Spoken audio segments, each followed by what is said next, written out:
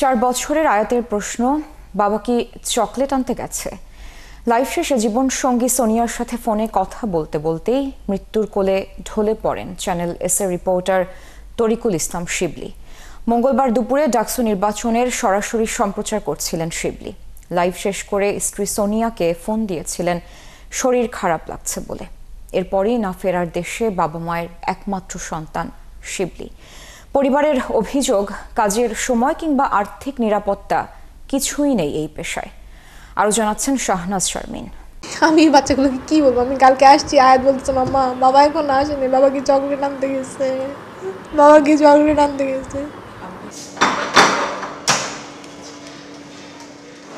টঙ্গীর স্টেশন রোডের মধুমিতা সড়কের এই বাড়ির 5 তলায় বেল বেজে উঠলেই বাবা এসেছে ভেবে দৌড়ে দরজা খুলছে 4 বছরের আয়াত। ছাত্রজীবনে ভালোবেসে সোনিয়া আর শিবলি সংসার শুরু করেছিল 2009 সালে। 4 বছরের আয়াত আর 1.5 বছরের আজমিকে নিয়ে সুখের সংসার। মধ্যবিত্ত জীবনের টানাপোড়েন নিয়ে অভাব অভিযোগ ছিল না সোনিয়ার। নিজেও চাকরি করেন একটি বেসরকারি কোম্পানিতে। আমি কোনোদিন ওর কাছে কিচ্ছু চাইনি, ও কোনোদিন বলতো ওনার কাছে কিছু চাই। বলছি আমি সারাটা জীবন শুধু তোমার কাছে এটা চাইছি, আমি তোমাকে চাইছি, তোমার কাছে আর কোনো কিছু চাই নাই, তুমি ছাড়া আর কিচ্ছু চাইনি আমি তোমার কাছে। আমি ওখানে চিৎকার করে বলছি তুমি আসো, তুমি উঠো, আমার শুধু তোমারই লাগবে, আর কিছু লাগবে না। 2 সন্তান শিবলির কাছে বেঁচে থাকার একমাত্র প্রেরণা। সন্তানরাও বাবার বুকেই ঘুমাতো, তাই দেরি হলে বলতো, বাবা আয়াত ঘুমাবে, তুমি আসছো না কেন?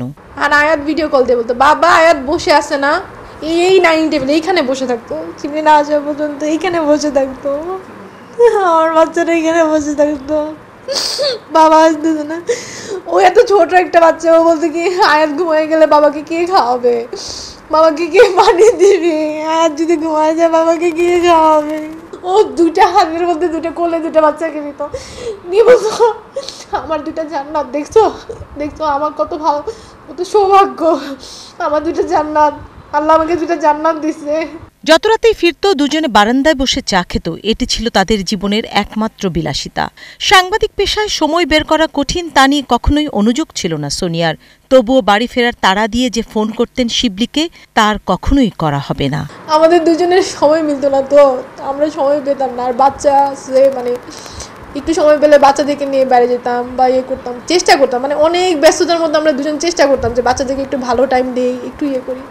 আমাদের নিজেদের দুজনের আসলে আলাদা বলতে কিছু ছিল না, তো আমাদের একটাই ছিল, আমরা বারান্দায় বসে চা খাইতাম।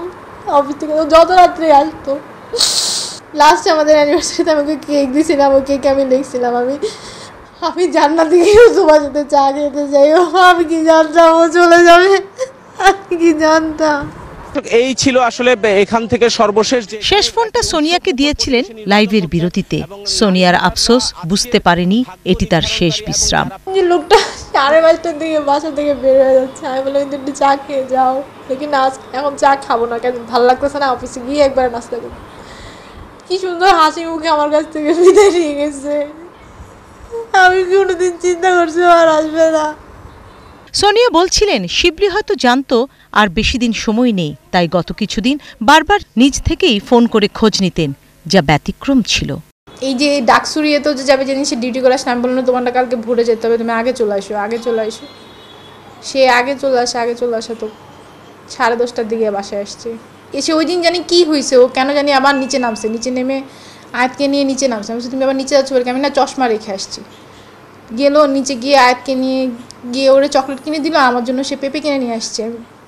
মানে আমি জানি না, মানে কি এগুলো ফিক্স করা ছিল, আমার কাছে মনে হচ্ছে যে সে চলে যাবে, কখনো এইভাবে আলাদা পেঁপে কিনতে যায় না। ওই দিনই কেন জানি পেঁপে কিনে নিয়ে আসছে, আমি পেঁপে পছন্দ করি তাই। কাজের সময় সহ কোনো কিছুরই কোনো হিসেব নিকেশ ছিল না এই পেশায়, সোনিয়া বলছিলেন। প্রাইভেট কোম্পানিতে জব বা যে কোনো জায়গায় জব, আমি শিবলিকে বলছি তুমি যে এত স্ট্রেস নিচ্ছ শিবলি, তোমার যদি কিছু হয়ে যায় তোমার কারোর তো কিছু হবে না।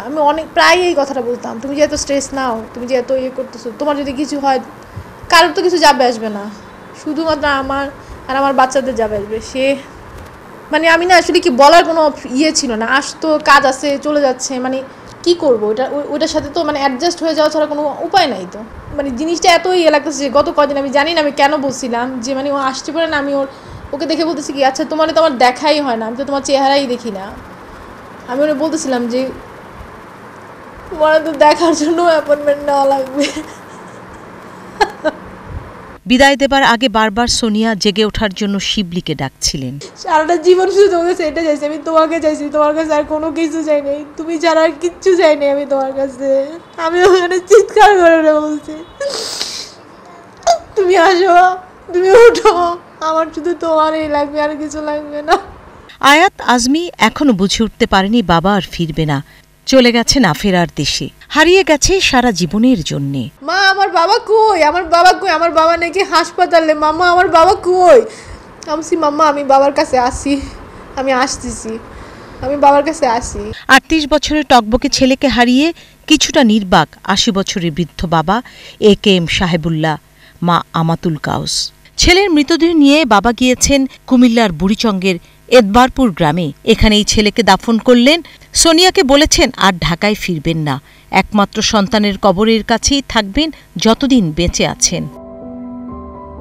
শাহনাজ শারমিন, ৭১, টঙ্গী, গাজীপুর।